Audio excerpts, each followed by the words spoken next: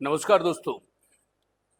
अंततः जयपुर जैसे राजधानी क्षेत्र के अंदर अब सरकार को सुध आई है कि अब जयपुर के ट्रैफिक को भी सुधारने की जरूरत है। हालांकि हर बार बातें होती है, बातें करने में कुछ जाता भी नहीं है। हर बार ट्रैफिक कंट्रोल बोर्ड की मीटिंग होती है, बहुत बड़े बड़े फैसले होते हैं, लेकिन जब यथार्थ के ऊपर देखते हैं तो वो कितने सफल होते हैं वो तो आप लगातार जयपुर शहर में घूमते हैं उससे अंदाजा लग जाता है।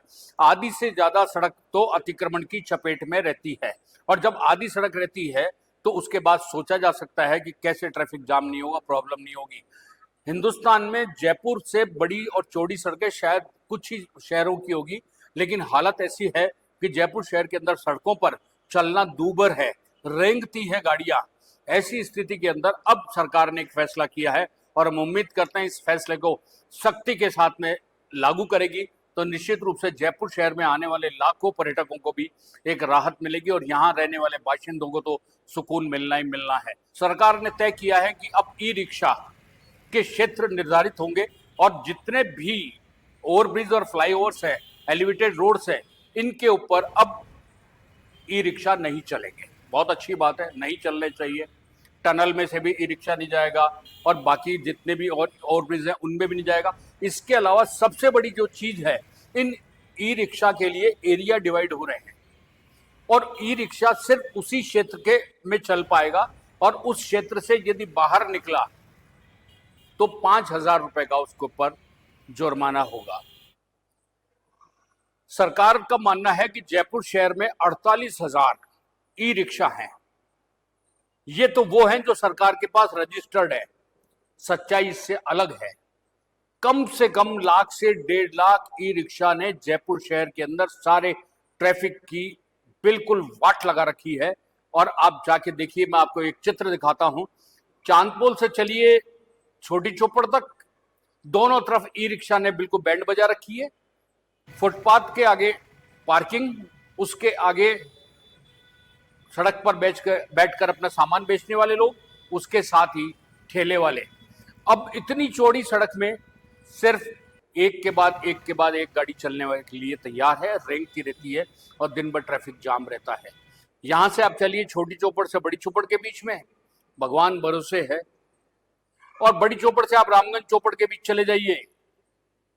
यदि आप उसके अंदर से फूटा खुर्रा से लेकर कांवटियों के खुर्रे और लाडली जी के खुर्रे के बीच में यदि आप निकल जाएं, एक तो इतनी सारी वहां ये होटल्स हैं जो नॉनवेज का होटल्स चल रहे हैं।